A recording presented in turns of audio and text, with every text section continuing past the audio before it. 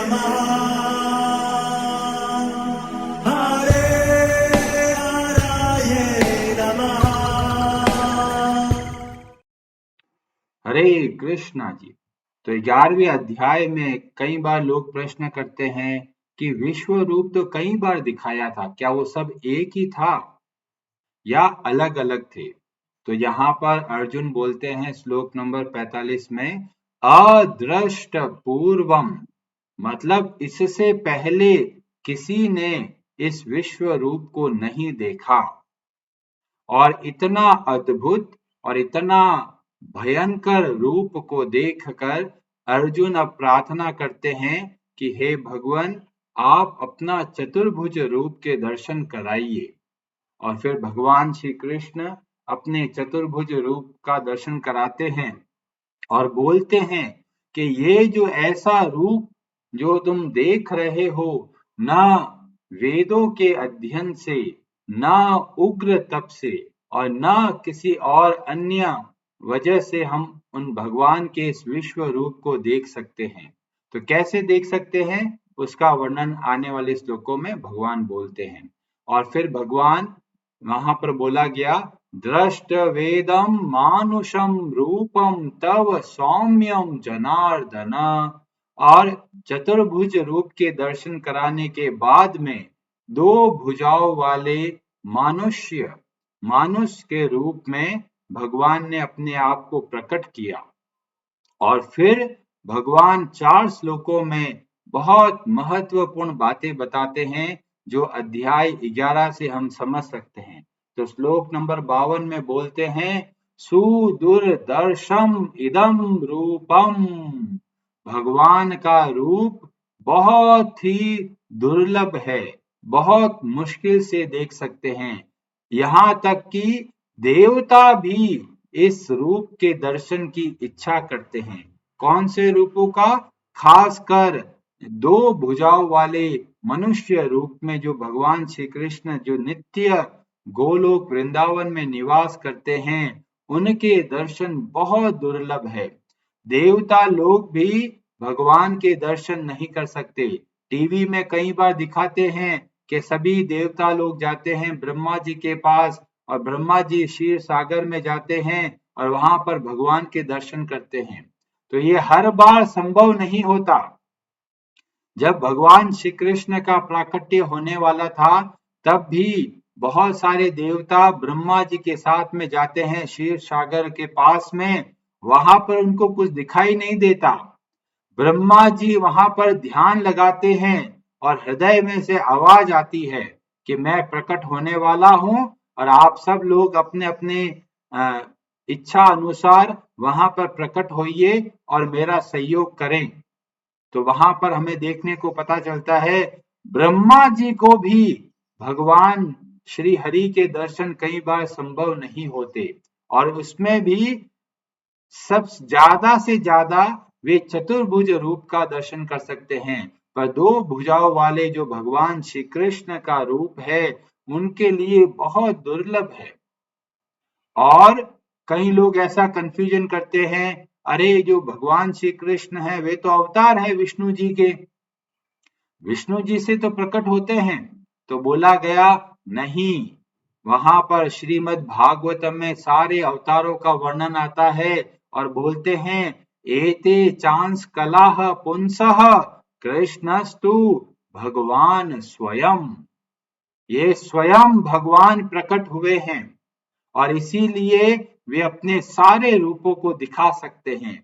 जैसे उन्होंने विश्व रूप को दिखाया, चतुर्भुज रूप को दिखाया, अब द्विभुज रूप में अर्जुन के सामने खड़े हैं।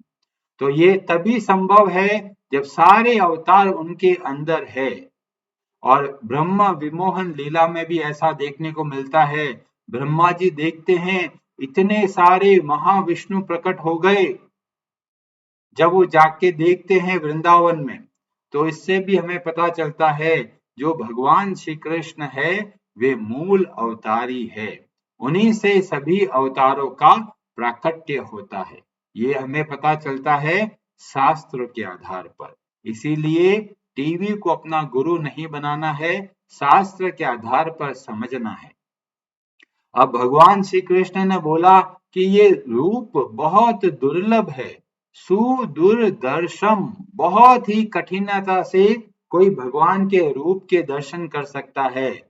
और इसीलिए बहुत सारे लोग इस निष्कर्ष पे पहुंचते हैं, इस कंक्लूजन पे पहुंचते हैं कि भगवान का तो रूप है ही नहीं। क्यों? क्योंकि वो देख ही नहीं पाते। और फिर भगवान तरीका बताते हैं कि किस तरह से हम भगवान को देख सकते हैं। और श्लोक नंबर 53 में बोलते हैं, न अहम वेदेन न तपसा न दाने न च इज्यया।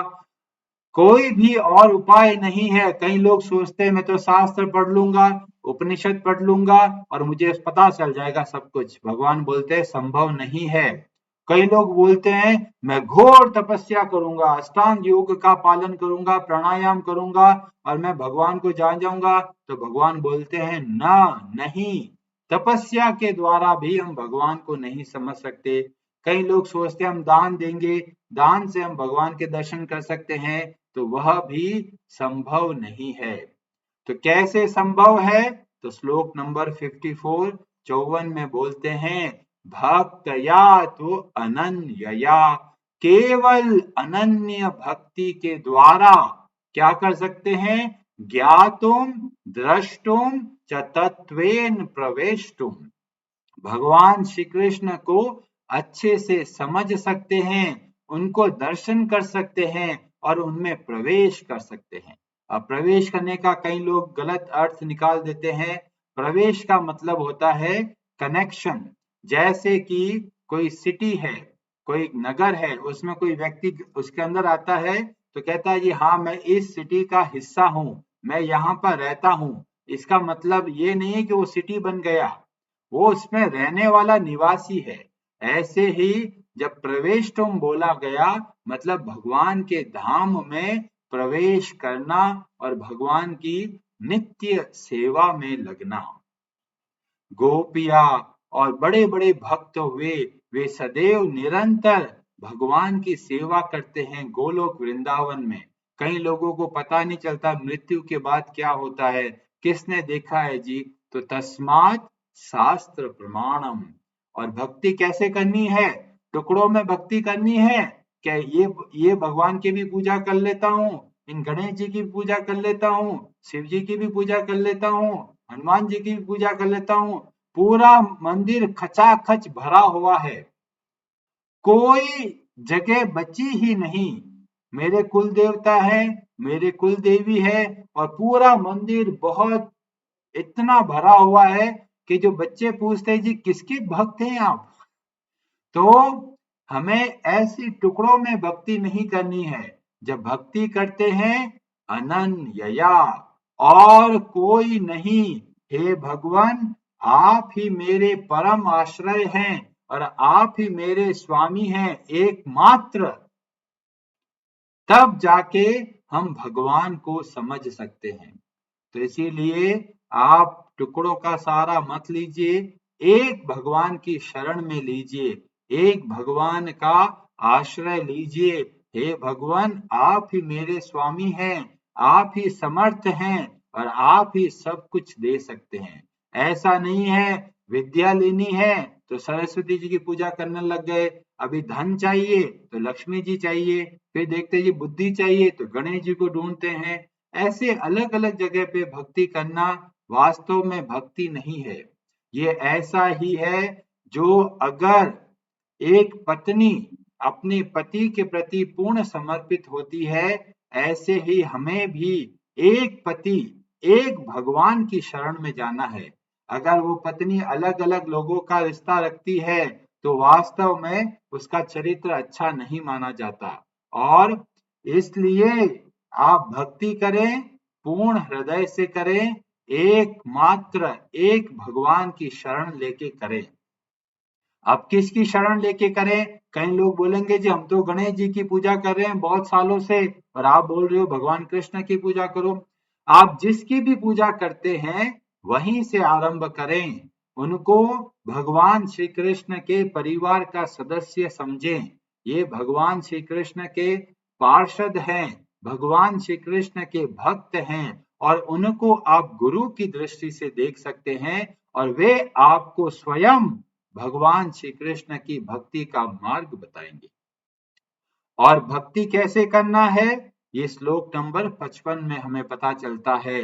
मत कर्म कृन, सारे कार्य भगवान श्री कृष्ण की प्रसन्नता के लिए करना है। जो जो कार्य आप करते हो वह कार्य भगवान का ध्यान में रखते हुए कार्य करना है। बिजनेस करते हो, घर का कामकाज करते हो, घर की सफाई करते हो, घर की व्यवस्था करते हो या ऑफिस का काम करते हो, जो भी काम करते हो पहले आप भगवान को स्मरण करें, कार्य होने के बाद में भगवान को अर्पण करें। नहाना धोना जो काम करते हैं भगवान का स्मरण रख के करना है। और मत परमो, भगवान श्री कृष्ण को परम आश्रय, परम लक्ष्य समझकर और ऐसे भक्ति करनी है। कई लोग सोचते हैं अरे जब टाइम मिलेगा तो करेंगे भक्ति, अभी हमारे पास 100 काम है, पहले वो तो कर लेते हैं। अगर ऐसा करेंगे तो इसका मतलब हम भक्ति को महत्व नहीं देते। जो लोग कहते हैं बाद में करेंगे वो वास्तव में कई बार नहीं कर पाते। तो हमें भक्ति को महत्व देना है। जब आपके पास 2 रास्ते हो, एक रास्ता भक्ति की ओर लेके जाता है, भक्ति को बढ़ाता है, और दूसरा संसार की ओर बढ़ाता है, तो भक्ति को महत्व देना है। इसका मतलब हुआ मत परमो। और फिर तीसरी बात बोली मद भक्तः, मेरे भक्त बनो। कई लोग कहते हैं अरे जी हम तो मन से पूजा करते हैं, बस हो गया हमारी पूजा। तो बोलते हैं ऐसे पूजा का लाभ नहीं है। हमारा मन इतना चंचल है कि थोड़े समय भी हम अगर किसी को बोला जाए कि आप 1000 गिनती कीजिए मन में और आप बताइए कितनी बार पूरे बोल सकते हैं, लोग 100 के बाद में भूल ही जाते हैं। क्यों? मन इतना चंचल है कि आपका मन वहां पर ठहरता नहीं और आप कहते हो हम मन से भक्ति करते हो।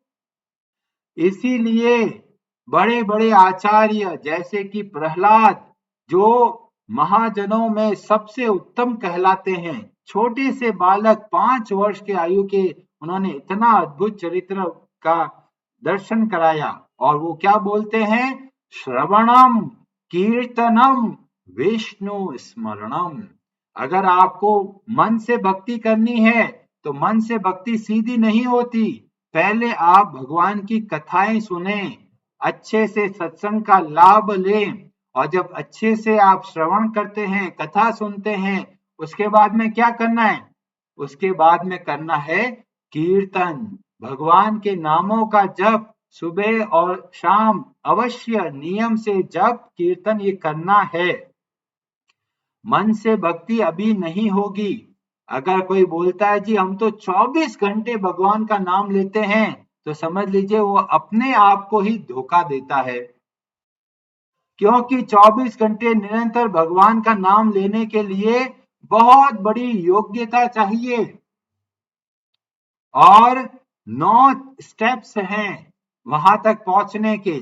उसमें सबसे पहले आता है कि श्रद्धा, श्रद्धा का भाव होगा। श्रद्धा के बाद में आता है साधु संग, हम भक्तों के संग में बैठकर भगवान की कथाएं सुनते हैं, समझते हैं। और उसके बाद में आता है भजन क्रिया, हम भगवान के नामों का जप करते हैं, भगवान की आरती करते हैं, भगवान का भोग लगाते हैं। जब यह कार्य करते हैं तब आता है अनर्थ निवृत्ति, तब हमारा मन शुद्ध होने लगता है। अनर्थ निवृत्ति के बाद में आता है निष्ठा। निष्ठा के स्तर पे आके हम बहुत दृढ़ता से भक्ति करते हैं। और उसके बाद में आता है रुचि, उसके बाद में आता है आसक्ति, उसके बाद में आता है भाव, और उसके बाद में आता है प्रेम। ये 24 घंटे निरंतर भगवान का नाम लेना ये बहुत ऊंची अवस्था है। उसके लिए कई जन्मों की साधना की आवश्यकता है। और जो व्यक्ति बोलता है अरे हम तो 24 घंटे भगवान का नाम ही लेते रहते हैं जी, तो वो अपने आप को धोखा देते हैं। हमको क्या क्या करना है? श्रवण, कीर्तन, विष्णु स्मरणम, पाद सेवनम, वंदनम, अर्चनम। हमें हर रोज नियम से भक्ति करनी है। 15 मिनट, आधा घंटा, जितना आपको टाइम मिले आप तुलसी जी की पूजा करें, भगवान की आरती करें, भगवान के नामों का जप करें, भगवान की स्तुति करें, भगवान को भोग लगाए, भगवान को तुलसी दल अर्पित करें। इतने सारे छोटी छोटी चीजें हैं जो आप कर सकते हैं। और चौथा तरीका बताया संग वर्जित, और पांचवा बोला निर्वैर। तो ये 5 इतने प्रमुख साधन है जिसके द्वारा हम अनन्य भक्ति कर सकते हैं। बहुत सारी माताएं होती है, बहुत अच्छे से कथा सुनती है, पर आचरण में बदलाव नहीं आता। वैसे के वैसे दूसरों के अंदर दोष देखती रहती है, खासकर जो उनसे छोटे होते हैं, जैसे बहू हुई, बेटा हुआ, बेटी हुई, तो बैठे बैठे कथा तो सुनते हैं पर सबके अंदर दोष निकालते रहते हैं। ऐसी भक्ति नहीं करनी। हमें भक्ति कैसे करनी है? निर्वैर, किसी के भी प्रति द्वेष का भाव, किसी के भी प्रति किसी तरह का दोष का भाव नहीं रखना है। और संग वर्जित, संग का मतलब होता है सत्संग भी हो सकता है और सामान्य संग हुआ। जब यहाँ पर संग वर्जित बोला गया तो ऐसे लोगों का संग मत कीजिए जो आपको भक्ति से दूर लेके जाए, और ऐसे लोगों का संग कीजिए जो आपको भक्ति में बढ़ावा दे। जब इस तरह से हम करेंगे तो हम बहुत अच्छे से अनन्य भक्ति के मार्ग पर अच्छे से आगे बढ़ पाएंगे। हरे कृष्णा जी, आप सबका बहुत बहुत धन्यवाद। हरे हरे नमः।